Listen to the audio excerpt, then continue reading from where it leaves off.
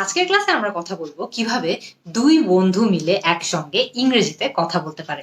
So যখন দুটো friend মিলে কথা বলে তখন খুব কমন একটা টপিক অফ কনভারসেশন হলো ইন্টারভিউ। মনে করেন যে আপনার এক বন্ধু গতকালকে হয়তো একটা ইন্টারভিউ দিয়েছে। সো সেই ইন্টারভিউটা কেমন গেল বা সেই ইন্টারভিউটা নিয়ে আরো ডিটেলস জানা, এটা কিন্তু একটা ফ্রেন্ড আর আরেকটা ফ্রেন্ডের মধ্যে খুবই কমন একটা টপিক অফ কনভারসেশন। সেজন্য আজকে আমরা যে ডায়লগটা প্র্যাকটিস করব একটা ফ্রেন্ড আর আরেকটা ফ্রেন্ডের মধ্যে, এই ডায়লগটা হবে যে একটা ফ্রেন্ড গতকালকে ইন্টারভিউ দিয়েছিল এবং এখন সে তার আরেকটা ফ্রেন্ডের সঙ্গে সেই ইন্টারভিউটা নিয়ে কথাবার্তা বলছে। সো বেশি দেরি না করে চলুন আমরা আজকে ডায়লগ প্র্যাকটিসটা শুরু করে দেই। সো আমাদের একটা ফ্রেন্ডের নাম হলো জামাল আর আরেকটা ফ্রেন্ডের নাম হলো ধরে নিই রহমান। সো মনে করেন যে রহমান আজকে জামালকে জিজ্ঞেস করছে যে জামালের গতকালকে একটা ইন্টারভিউ হয়েছিল, ওই ইন্টারভিউটা কেমন গিয়েছে। সো সে সেটা কিভাবে জিজ্ঞেস করতে পারে? সে হয়তো এভাবে জিজ্ঞেস করতে পারে, হেই Jamal, you had your interview at 10 minute school yesterday, didn't you? এই বাক্যটার অর্থ কি? এই বাক্যটার অর্থ হলো যে রহমান হয়তো বা জামালকে জিজ্ঞেস করছে যে জামাল, গতকালকে তোর একটা ইন্টারভিউ ছিল তাই না 10 মিনিট স্কুলে? সো এর উত্তরে হয়তো বা জামাল বলতে পারে যে ইয়েস আই ডিড, অথবা সে হয়তো বা বলতে পারে yes I had my interview yesterday. এর মানে হলো যে হ্যাঁ, গতকালকে আমার ইন্টারভিউ ছিল। তো এরপরে রহমান হয়তো বা আবার একটু জানার জন্য বা আর একটু ডিটেলস জানার জন্য একটা পাল্টা প্রশ্ন করতে পারে। সেই প্রশ্নটা কিভাবে করতে পারে? ও হয়তো বা এখন জানতে চায় যে আসলে ইন্টারভিউটা কেমন ছিল। সো সে জিজ্ঞেস করতে পারে, well how was it? Well how was it এর মানে হলো যে তো কেমন ছিল বা কেমন হলো তাহলে ইন্টারভিউ। সো সে জাস্ট আরেকটু জানতে চাচ্ছে যে ইন্টারভিউটা কেমন ছিল, কারণ জামাল কিন্তু খুব বেশি ডিটেলস আমাদেরকে প্রথম ডায়লগে দেয় নাই। সো এখন সে আরো ডিটেলস জানতে চাচ্ছে।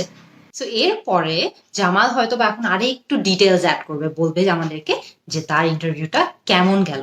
সো সে আমরা ধরে নিলাম আজকের এক্সাম্পলের জন্য যে জামালের ইন্টারভিউটা মেবি খুব একটা ভালো যায়নি। সো সেই ক্ষেত্রে জামাল কিরকম একটা উত্তর দিতে পারে সেটা নিয়ে আমরা একটু চিন্তা করি। হয়তোবা সে বলতে পারে, well at first I thought it went well, but now that I've had some time to think about it, maybe it wasn't that great after all.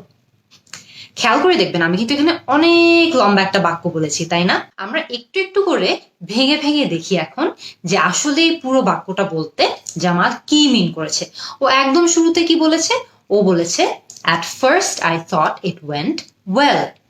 এর মানে হলো যে প্রথমে আমার মনে হয়েছিল যে ইন্টারভিউটা মনে হয় ভালোই গিয়েছে। এরপরেও কি বললো? but now that I've had some time to think about it, এর মানে কি? but now that I've had some time to think about it এর মানে হলো যে এখন তো কিছু সময় কেটে গেছে আমার ইন্টারভিউ পর্যন্ত, ইন্টারভিউ যে হয়েছে এর মধ্যে কিন্তু অনেক সময় আমার কেটে গিয়েছে। সো এতক্ষণ কিন্তু আমি বা এতদিন আমি একটু চিন্তা করার সময় পেয়েছি বা একটু থিঙ্কিং টাইম পেয়েছি যে আসলে আমার ইন্টারভিউটা কেমন ছিল। এরপরে সে কি বলেছে? maybe it wasn't that great after all। Maybe it wasn't that great after all এর মানে হলো যে এখন আমার মনে হচ্ছে যে ইন্টারভিউটা বোধহয় তেমন একটা ভালো হয়নি। সো একদম শুরু থেকে আমরা যদি বাক্যটা নিয়ে আবারও চিন্তা করি, আমরা কি বলতে পারি? at first I thought it went well, but now that I've had some time to think about it, maybe it wasn't that great after all. যে আমি প্রথমে মনে করেছিলাম যে ইন্টারভিউটা খুবই ভালো হয়েছিল, কিন্তু যতই দিন যাচ্ছে বা যতই সময় কাটছে আর আমি চিন্তা করতে পারছি, আমার মনে হচ্ছে যে ইন্টারভিউটা তেমন একটা ভালো যায়নি।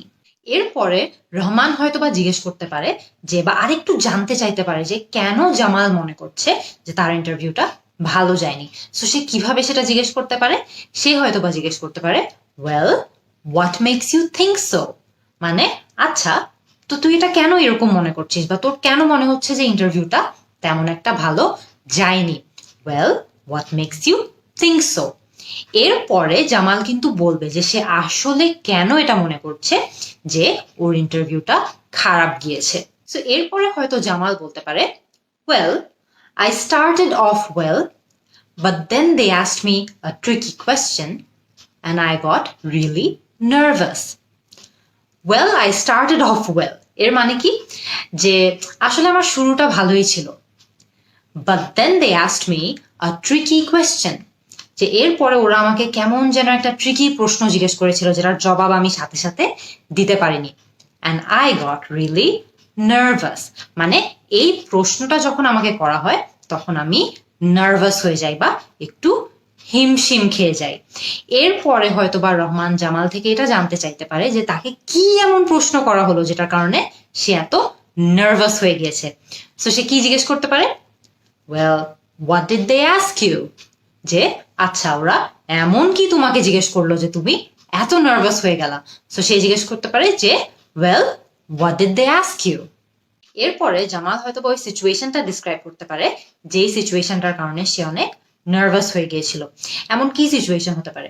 হয়তোবা জামালকে এরকম কিছু একটা জিজ্ঞেস করা হয়েছিল যে এমন কোনো একটা সিচুয়েশন আমাদের কাছে ডিসক্রাইব করো যখন তোমাকে খুব অজনপ্রিয় একটা সিদ্ধান্ত নেওয়া লেগেছিল। সো এটা ইংলিশে ওকে কিভাবে করতে পারে? জামাল হয়তোবা এটা বলতে পারে যে দে asked me to describe a situation where I had to make an unpopular decision. এর মানে হলো যে তারা আমাকে এমন একটা ঘটনার বর্ণনা দিতে বলেছে যখন আমাকে একটা অজনপ্রিয় বা একটা আনপপুলার ডিসিশন নেওয়া লেগেছিল।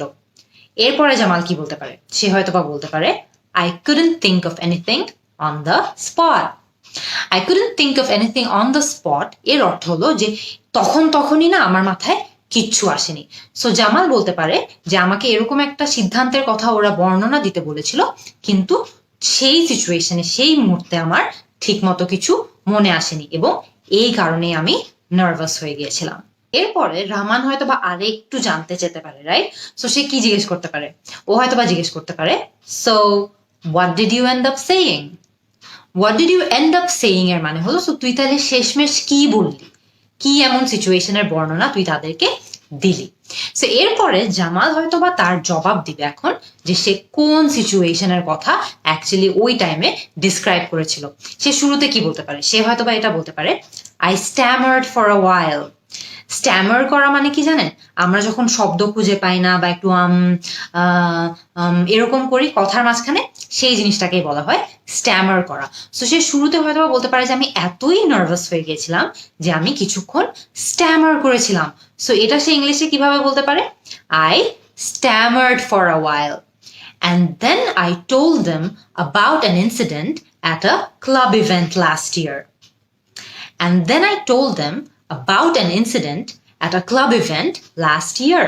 এর মানে হলো যে আমি প্রথমে তো আমি একটু স্ট্যামার করেছিলাম, এরপরে আমি তাদের কাছে একটা ঘটনার বর্ণনা দিয়েছি যেটা গত বছর আমার একটা ক্লাবের অনুষ্ঠানের সময় হয়েছিল। সো খেয়াল করে দেখবেন এরই মধ্যে কিন্তু তারা ডায়লগের অনেক ডিপে চলে গেছে। ওরা কিন্তু এখন খুব একটা ডিপ কথার মধ্যে আছে যে ও কি মানে জামাল কি ধরনের ইনসিডেন্টের বর্ণনা অ্যাকচুয়ালি তার ইন্টারভিউতে দিয়েছিল। সো আমরা কিন্তু অনেক দূর এসে পড়েছি, এখন আমরা আস্তে আস্তে ডায়লগের শেষ পর্যায়ে চলে যাচ্ছি। কিন্তু রহমান কিন্তু শুধুমাত্র এতটুকু জেনে হ্যাপি না, ও কিন্তু আরেকটু জানতে চাচ্ছে। তো সে সেটা কিভাবে জিজ্ঞেস করতে পারে? সে হয়তো বা আরো জানতে চায় যে কোন এমন ঘটনার কথা তুই বললি। তো সে এটা জিজ্ঞেস করতে পারে, এটা বলে যে হোয়াট ইনসিডেন্ট, মানে কোন ঘটনা। So what incident. এরপরে জামাল হয়তো বা আরেকটু ডিটেলস দিবে আমাদেরকে বা রহমানকে যে তার কোন ইনসিডেন্ট নিয়ে সমস্যাটা হয়েছিল। সে কি বলতে পারে? I had to switch to a different vendor other than the official one for cost management. খেয়াল করে দেখবেন আমি কিন্তু এগুলো সব বানিয়ে বানিয়ে বলছি যে ওর এই সমস্যাটা আমরা বললাম, এখানে কিন্তু আপনি আপনার সমস্যার কথা বলবেন। সো এখানে সে জামাল যেই সমস্যার কথা বললো সে বলতে চাচ্ছে যে কস্ট ম্যানেজমেন্টের জন্য বা ব্যয় পরিচালনার জন্য সে তাদের অফিসিয়াল যে ফুড ভেন্ডর ছিল, মানে অফিসিয়াল যে খাবার বিক্রেতা ছিল, তার বদলে অন্য আরেকটা ফুড ভেন্ডারের কাছে তার যেতে হয়েছিল। সেটা কিন্তু হালকা পাতলা একটু সমস্যাই ক্রিয়েট করার কথা তার ক্লাবের মধ্যে। সো জামাল বলছে যে সে এই সমস্যাটার কথা তার ইন্টারভিউতে বলেছে। সো আমরা যদি পুরো বাক্যটা একদম শুরু থেকে আবার দেখি তাহলে আমাদের কাছে কি দাঁড়ায়? আমাদের কাছে দাঁড়ায় হলো যে I had to switch to a different food vendor other than the official one for cost management.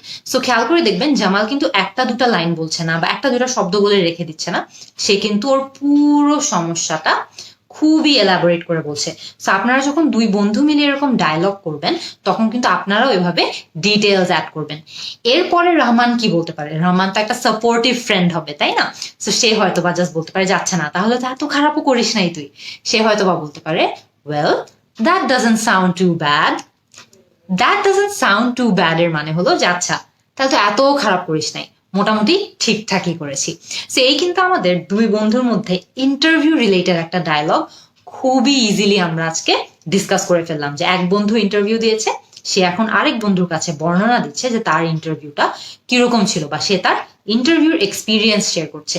এটা কিন্তু খুবই কমন একটা সিচুয়েশন আমাদের সবার জন্য, যে আমরা একটা ইন্টার্নশিপের জন্য হয়তো ইন্টারভিউ দেই বা একটা চাকরির জন্য ইন্টারভিউ দেই, এবং সেই ইন্টারভিউটার বর্ণনা হয়তো বা আমাদের তার পরের দিন আমাদের ফ্রেন্ডদের কাছে দেওয়া লাগে, আমাদের ফ্যামিলির কাছে দেওয়া লাগে। আপনারা আমাকে কমেন্ট সেকশনে জানান যে দুই বন্ধু মিলে আর কি কি ধরনের টপিক নিয়ে আমরা প্রত্যেকদিন একজন আরেকজনের সঙ্গে ইংলিশে কথা বলতে পারি।